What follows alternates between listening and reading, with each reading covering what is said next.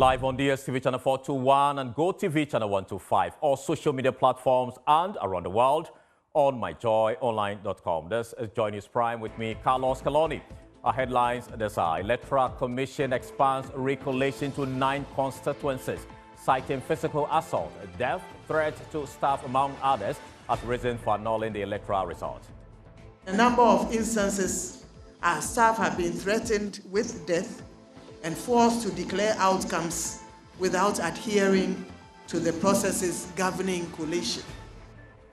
And Finance Minister rates jail term if he fails to present the mini budget for first quarter.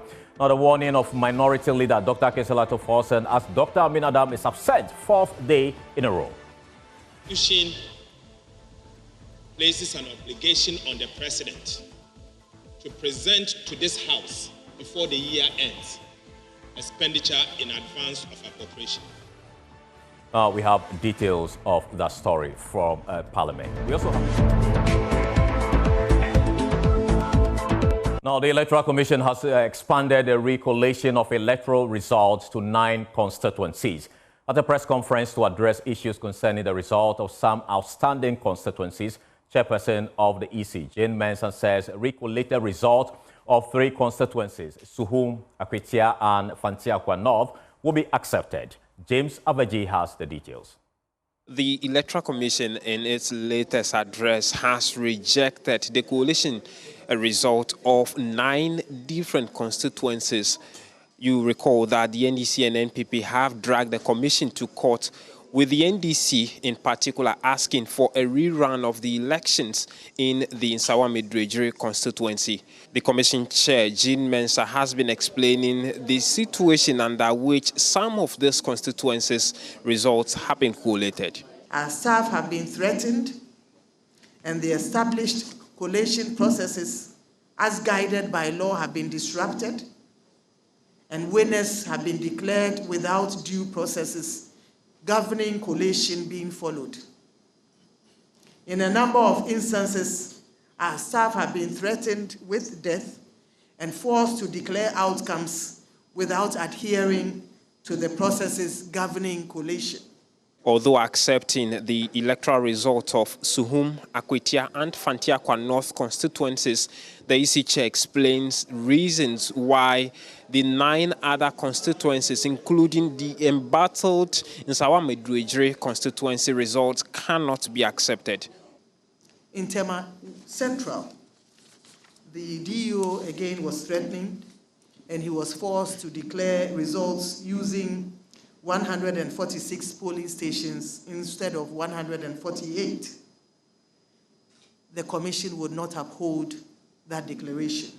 In Domi Kwabenya, there's some contention with 3 polling station results, and the commission is carrying out its own investigation with the 3 polling station results. The EC is asking the President and the President-elect, including the National Election Security Task Force, to provide a safe place for the re-collation.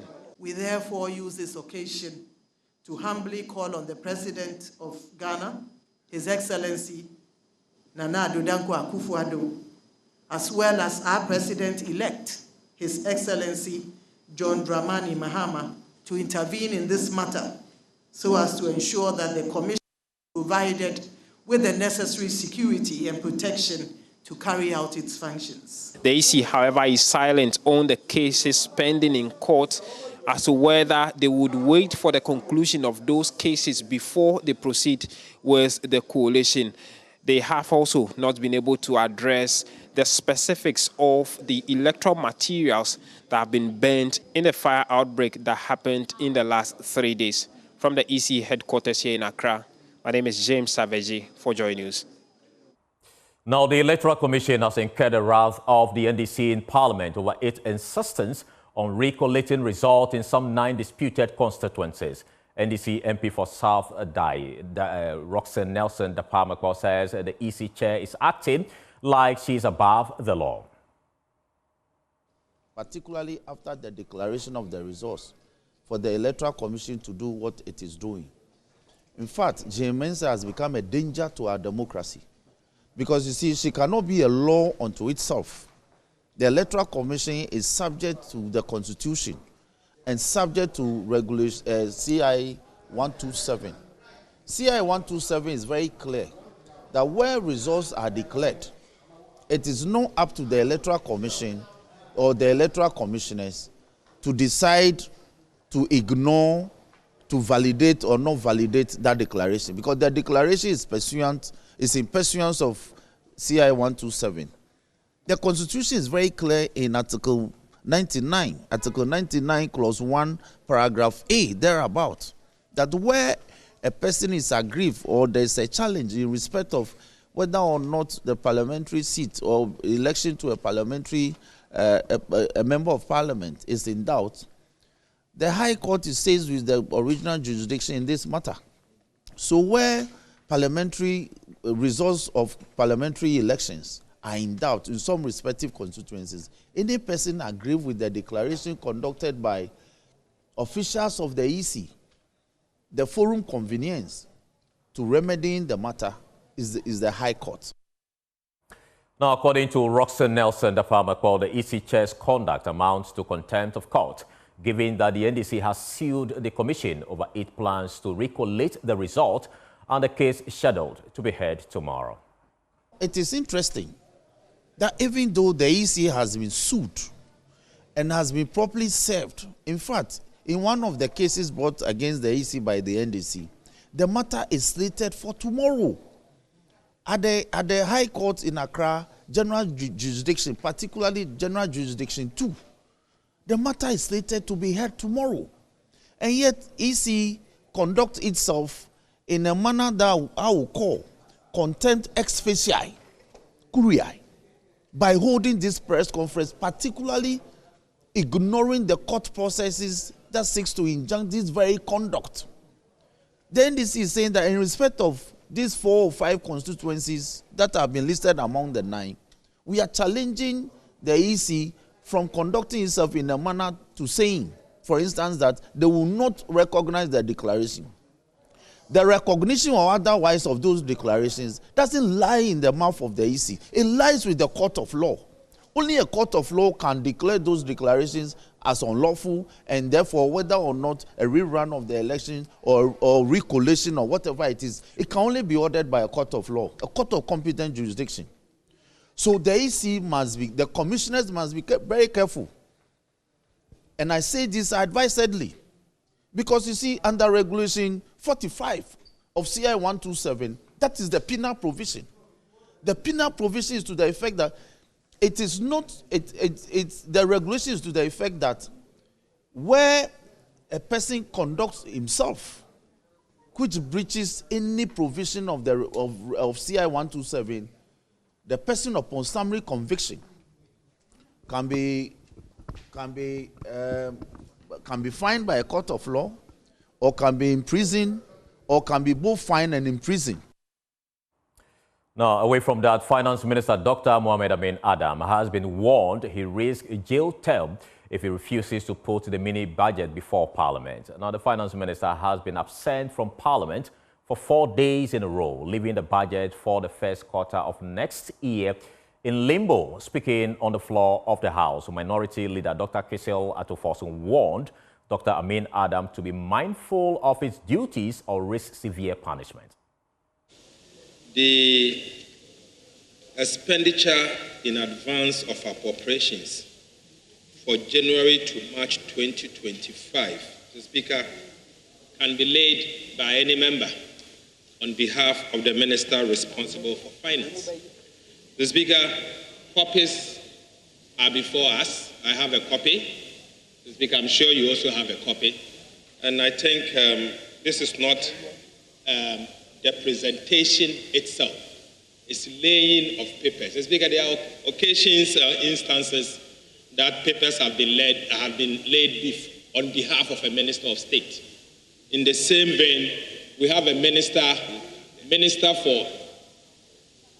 for Tourism before us. The Speaker, he is the available leader, and he's a Minister for Tourism, a Cabinet Minister.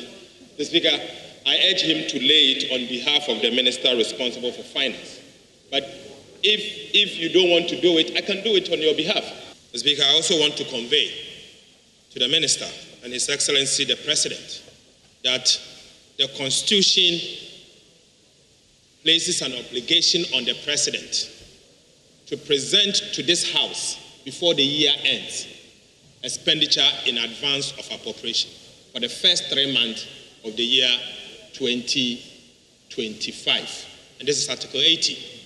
Mr. Speaker, aside that, the PFM Act, the Public Financial Management Act, places a responsibility on the Finance Minister to act on behalf of the President to present the estimate before us. And there are severe penalties for not doing it. There are severe penalties for not doing it, including a jail term. Severe penalties. So I just want to caution those in office to be aware of the constitutional provision and also to be aware of the PFM Act. But the minority or majority side have been explaining that the minister will be in the House on Friday to submit the document. Appropriation on account from January to March 2025 is an important document. The finance minister ought to do that on behalf of the president. The finance minister have given indication that he's ready to do that, but he's unavailable, absent at the moment.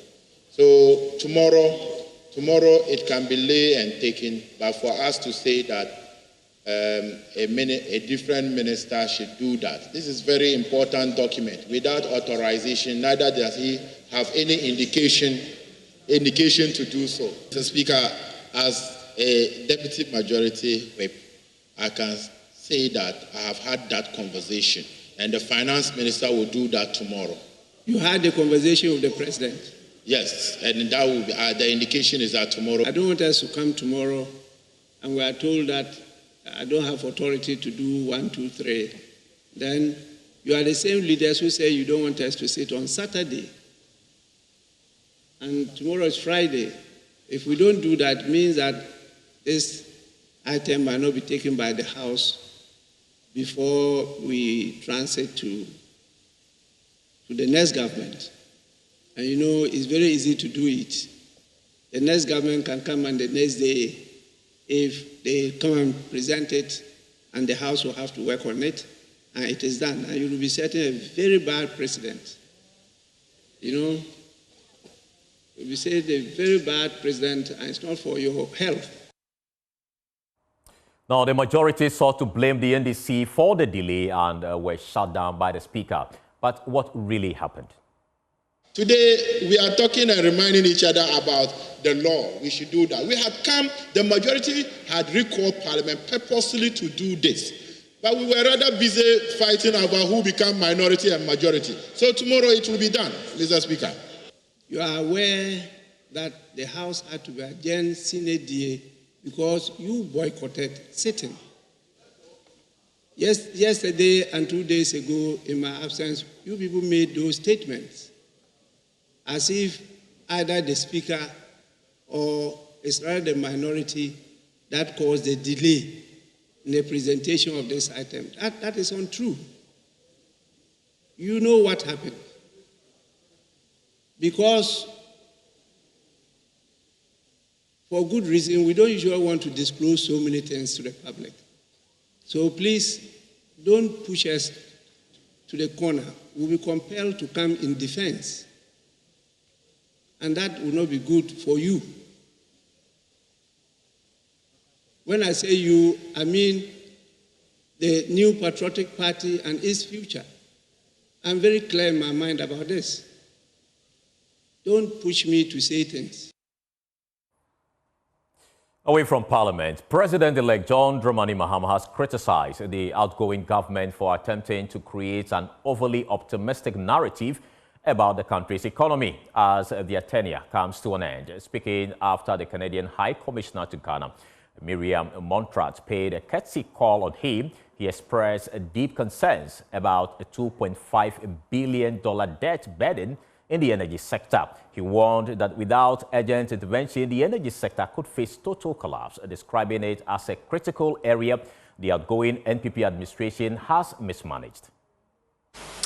The energy sector is another area in which this outgoing administration has mismanaged in a major way. They've kept the lights on at the expense of accruing a very huge debt. That debt is being audited, and so far we're looking at $2.5 billion.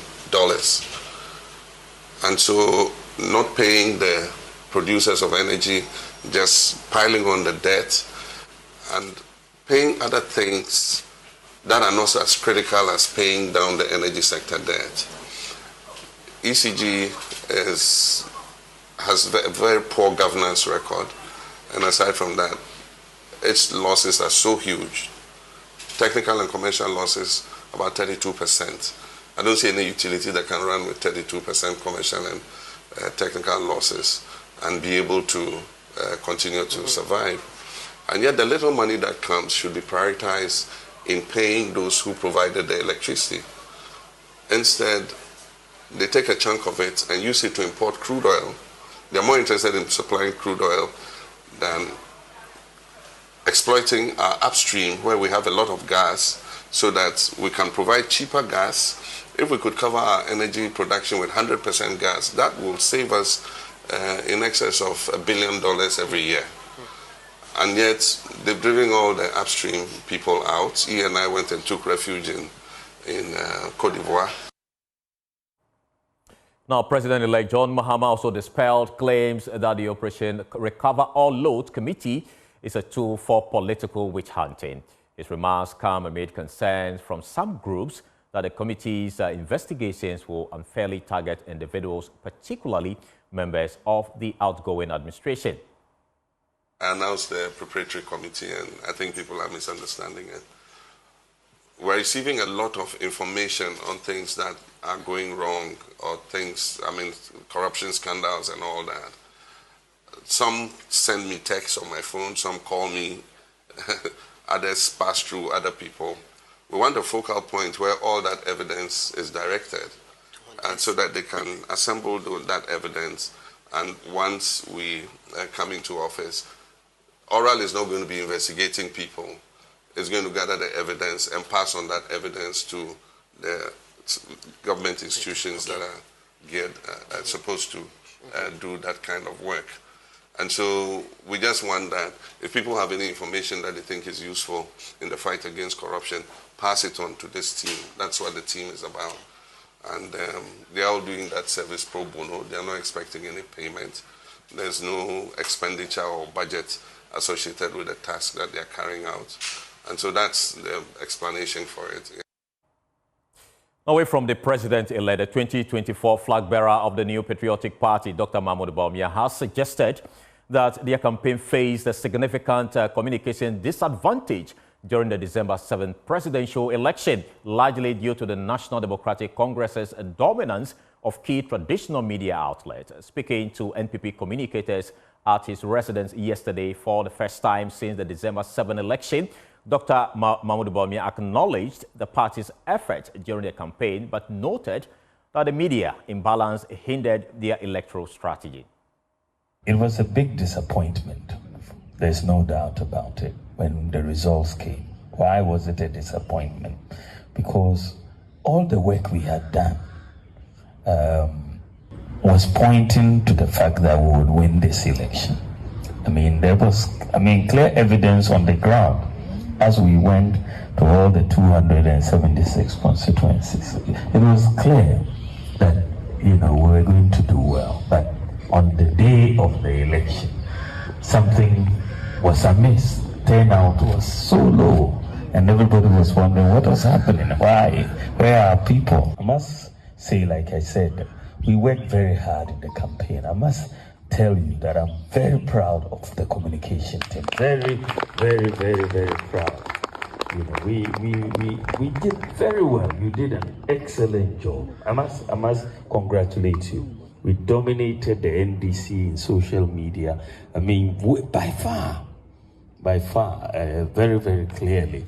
And we were working against their ownership of or support from key media houses. isn't it? Yeah. You know, so which put that as a disadvantage in many ways in terms of the communication field, because we had a lot of these key media houses who were not on our side, and so we had to. But you fought very hard any time you had the opportunity. I've been following the communications very closely over the campaign because I wanted to know how things were going across the space.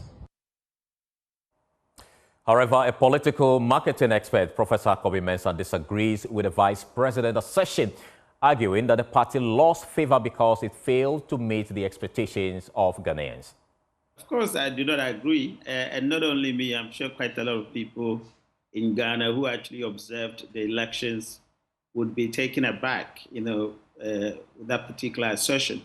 I mean, let's look at when we talk about media control. Obviously, from a very political communication perspective, you look at media control from at least 4 angles. One, you're talking about, ownership concentration.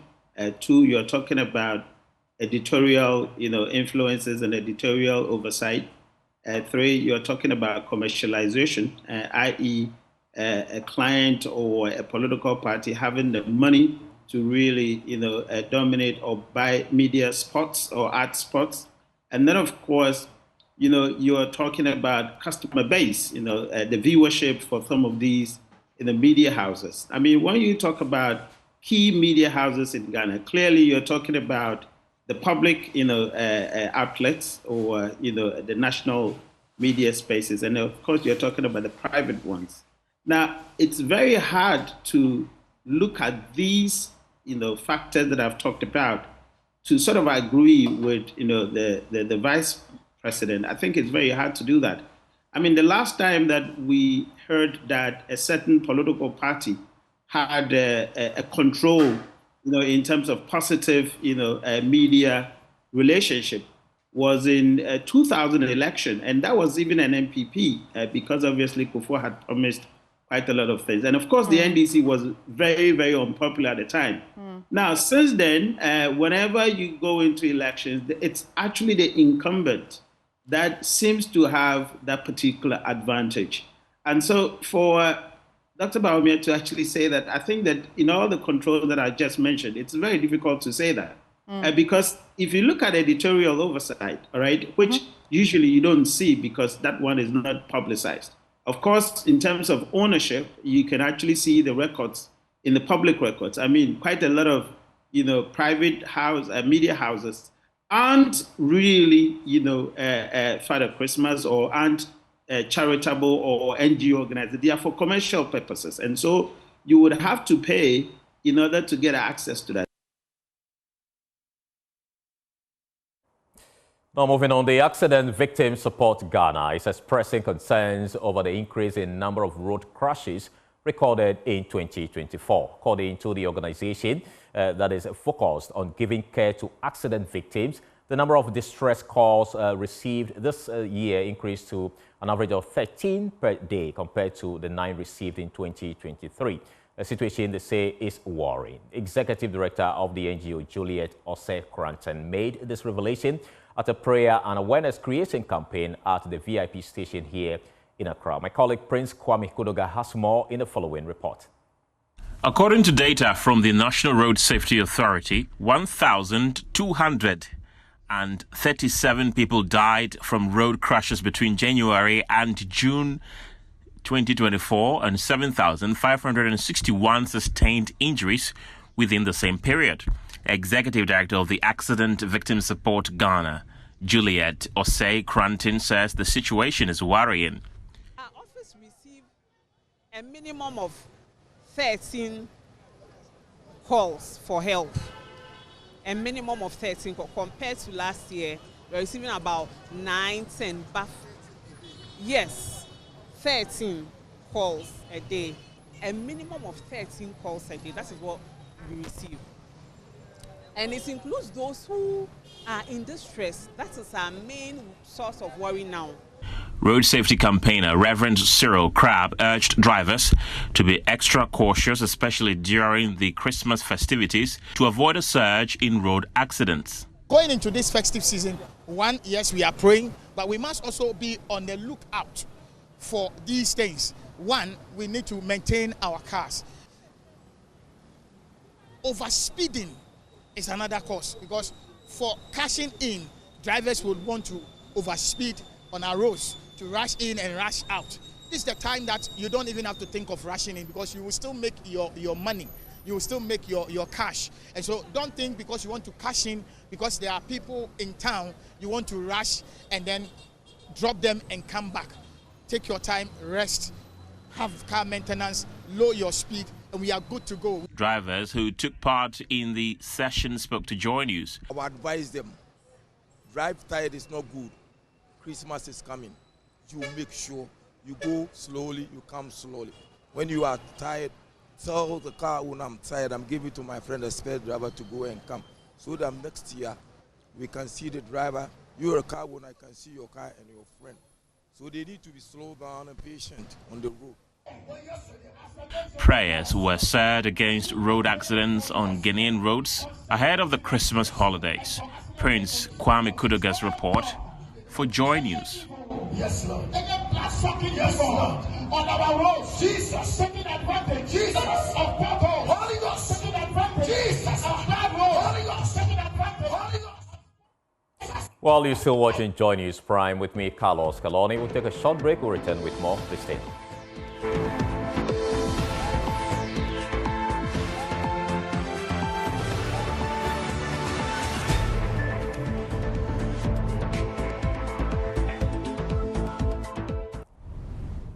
Welcome back, and thank you so much for staying with us. Now, the Ghana Health Service is calling on the government to increase funding for malaria control. The service estimates it will cost the country around $3 billion to eradicate malaria by 2028. At the launch of the Ghana Malaria Youth Corps, Dr. Dora Dadzi, Head of Research, Surveillance, Monitoring and Evaluation at the National Malaria Elimination Program, stressed the need for sufficient funding to achieve the program's objectives. Now, there's more in the following report.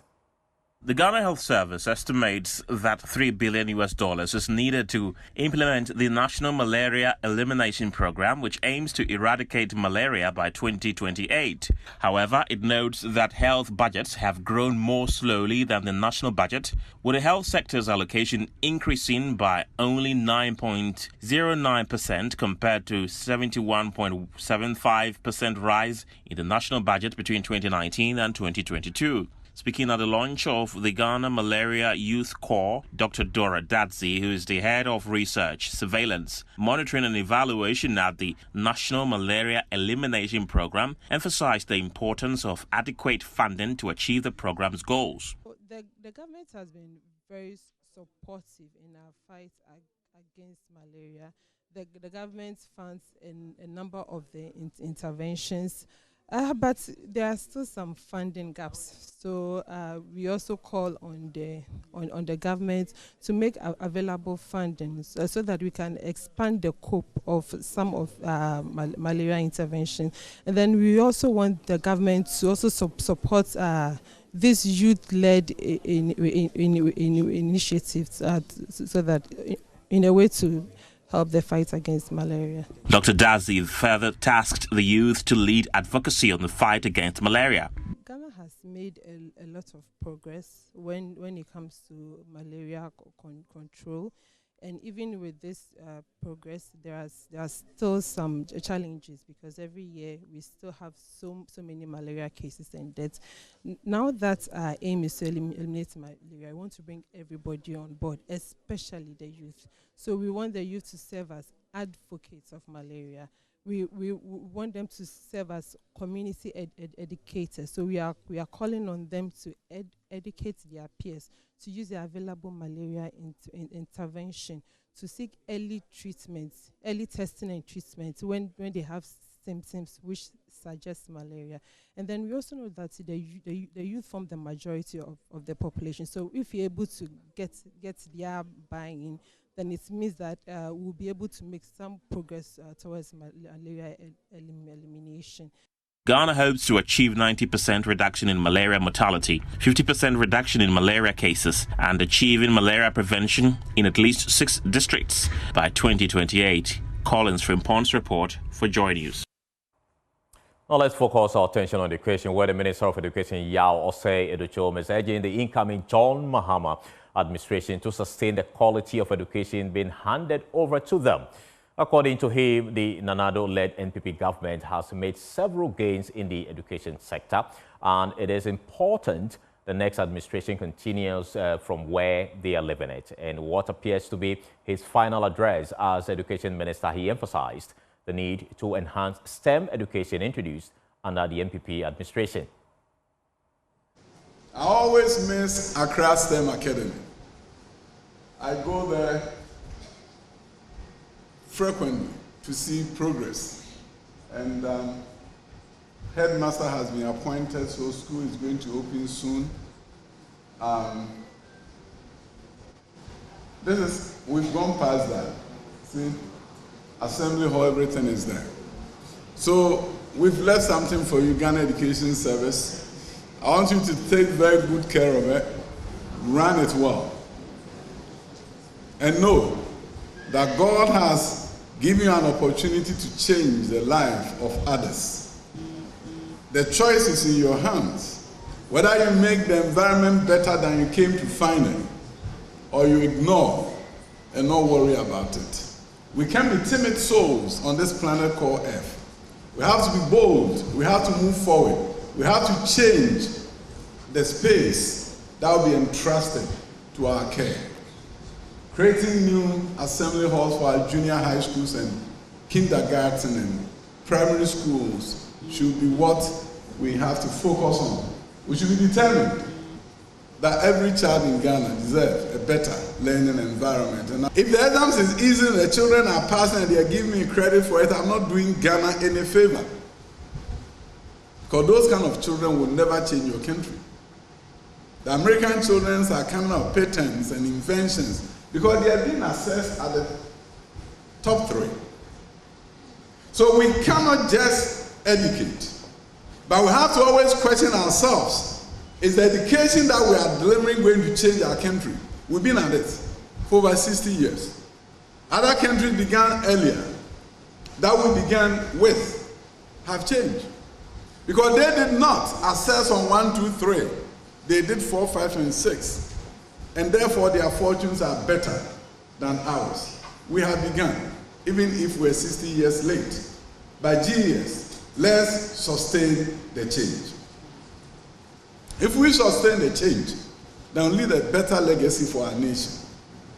We have been seen as transformation agents. My colleague teachers teach at the grade level based on lesson plan guidelines that GES should be giving you. And now that we have an electoral platform, it shouldn't be difficult for you to do lesson plans that challenge students to think at the grade level. And that is why I believe visual students are the best students in Ghana, visual artists. They are always learning at the level of create, and you tell me they are not the smart ones. Because your examination system is assessing at 1, 2, and 3, and you don't do 1, 2, and 3 in visual arts, you tell me they are not the smartest ones. The moment our education system responds to 6, 4, and 5, visual artists will be seen as the smartest group of children we have in this country. Meanwhile, the Director General of the Ghana Education Service, Dr. Eric Nkansa, has condemned the banning of the Kwashiman cluster of schools, describing it as unacceptable. He assured that efforts are underway to restore the school whilst investigations continue. It's such an unfortunate event. Obviously, as the Director General for Ghana Education Service, it's one of the saddest moments that I would have. Kwashiman School, the cluster of schools there, recently, just last year, benefited from a library project. I think it came across as one of the best library projects that we have had in the basic schools across the country.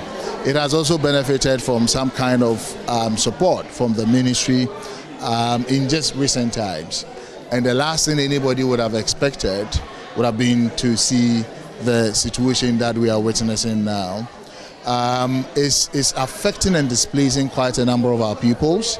But as a service, we also have education and emergency contingency plan, which is more or less like a business continuity plan that has been activated at the district and regional levels, and where the headquarters would need to come in to provide support, we will do that. But we will make sure that the children's education would still happen within the framework of our education and emergency contingency plan.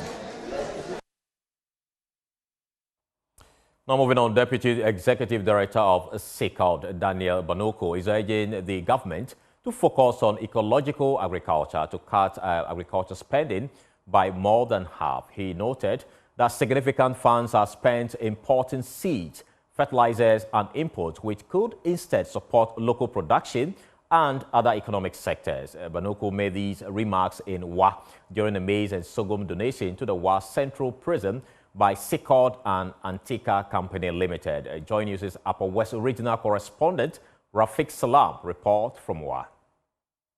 Major challenge faced by prison authorities in the country is the inadequacy of food to feed its inmates. The money allotted for feeding each inmate in the country's prison is pegged at 1 cedis 80 pesos, which is seen as inadequate considering the economic conditions in the country.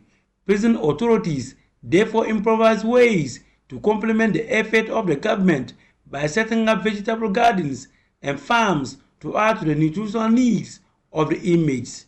They did this by partnering some non-governmental organizations to cater for the feeding needs of the prisoners. The Wa Central Prison entered into a memorandum of understanding with the Center for Indigenous Knowledge and Organizational Development, SECOD, and Antica Company Limited. Deputy Executive Director of SECOD and Deputy Managing Director of Antica Company Limited, Daniel Banoko, and Said Mubarak Abdullahi threw further light on the partnerships respectively. We were in our office one day when we got a team who walked into our office and put these problems before us, that they had a problem with feeding, but they were not coming to ask for food, and that they were coming to ask for support to grow food. And I thought that was the way to go, so that when people leave these big, great walls, they find themselves skills, employable skills, capacities to be able to start things on their own, and therefore might not be vulnerable to crime. Our intention and view was that with this 10-acre plot that we were doing, one, we were to have sufficient foods for the inmates, and secondly, to also have a revolving fund for the Ghana Prison Service and all year-round production. So precisely, we're having a huge target. Daniel Banoko averred that Ghana can save more than half of its budget on agriculture from the importation of mineral fertilizer and other agriculture inputs that are not produced in the country. He cited the case of organic fertilizer, which is cheaper to produce and has zero effect on the climate. More than 50% of our agriculture budget is spent in other economies, to import seed, to import fertilizer, import pesticides, and deal this. If all of these resources were put in our own economy, the challenges that we face as a country can be reduced significantly, while we feed Ghanaians with healthy, safe, and diversified foods. SECOD donated 2.3 tons or 46 million bags of sorghum to the Wa Central Prison. Antica Company Limited, on the other hand, also donated 70 bags of maize to them. SECOD, in addition, pledged to drill and mechanize a borehole for the command to expand and improve activities on the vegetable gardens to enable them have an all-year gardening. Upper West Regional Commander of the Ghana Prison Service, DDP Alaji Tasembedu Osmani Esquire, commended SECOD and Antica Company Limited for the support and the training given to the inmates, stating that it will go a long way to help in their reformation process, urging them to continue with the partnership. That generosity will significantly enhance the well-being of our inmates, and also we have been able to transform the inmates by giving them skill training and then building their capacity. their feeding will greatly be improved. This will contribute also to the reformation and rehabilitation process of the Ghana Prison Service. Chief Executive Officer of SICOD, Bernard Guri, used the opportunity to call on Ghanaians to embrace the culture of ecological agriculture. That is farming without using chemicals, without using chemical fertilizers, because we all know that the impact of it. I think Upper West are witnesses to the impact of climate change recently, when we didn't have any rains and our crops were all drying up. And so that's why we are promoting this agriculture that doesn't promote chemicals, which are dangerous to us as human beings, but to the crops as well. SICOD presented certificates of training to some inmates who took part in the production of organic fertilizer. Reporting for Joy News, Rafik Salam. Well, we'll take a short break. We'll return with Showbiz. Please stay.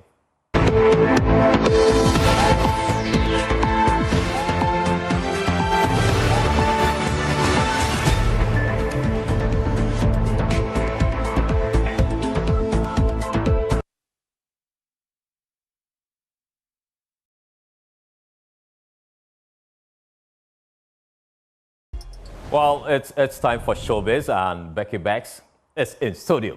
You're looking gorgeous. Thank you so much. This evening, let's talk about the BIM Nation president. So, in the spirit of giving back to the community, multiple award-winning dancehall artist Stonebwoy has brought joy to some mothers and babies at the Greater Accra Regional Hospital. This heartwarming gesture is part of the activities leading up to his highly anticipated BIM Fest scheduled for 22nd September 2024. Stonebwoy presented some souvenirs and a generous donation to the new natal department, bringing hope and cheer to the premature babies and their families. You see the happiness in the place. It's very important. There is a level, we need to, happiness is important as well, and this is a hospital. You can realize that they're taking care of, in quote, sick people.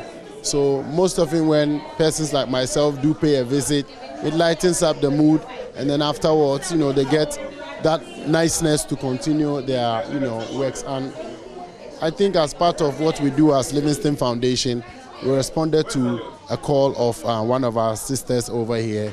If I say sister, I mean a sister from the hospital, and then we came around to actually do some donations and then see the situation that's going on. And of course, I've learned a lot, I've seen a lot. This is my first time seeing the smallest premature baby, and when we and the team lead spoke, they enlightened me, and I am willing to continue to partner with the Stonebwoy brand and the Livingston Foundation as an arm of the Stonebwoy brand to also create more advocacy about the things that they would want to, about the messages that they want to send to the outside world. And I'm glad that I can be able to use my portals and platforms for that. And then we're going to crown it up on the 22nd, Sunday. We have the big festival coming up, which is the BIM Festival, that continues to cement the bridge between Caribbean and African music in terms of culture, arts, and entertainment. So there's a purpose behind that. So Sunday is going to be another great one. There are surprise artists who are in town already, and I'm very excited. And so we are still in preparations for that event on Sunday at the La Palm Royal Beach Hotel, this Sunday 22nd. And I found time to make sure that I respond to this very urgent but August call. So there are surprise artists from Jamaica who are in already, from Legendary to, Davido, big Afrobeat star from Africa. So you can understand that I only want to bring the best to the consumers of Ghana in terms of entertainment and arts, because it's another important part of a nation's arm. I'm also sure that people are coming out there to enjoy and have fun. Bringing that Stonebwoy. So I know that there's a lot more events happening this week. Okay. Especially ahead of the Christmas. Ahead of the Christmas celebration. Obviously, we just heard from Stonebwoy, but let's talk about Made in Tadi, which is happening inside Takrady. If you, this particular show will be headlined by Kofi Kinata. We have Samini Medical, Donzi, Dope Nation, Last Made, Beastrap, you know, all the people that you can also find. When you come back to Accra, there's Zama also happening. Zama happening, obviously, at the Untamed Empire in Accra. And this will be headlined by Black Sharif. So if you're looking at somewhere to go, it's Zama, a place you can consider. It's a place that, you can also consider.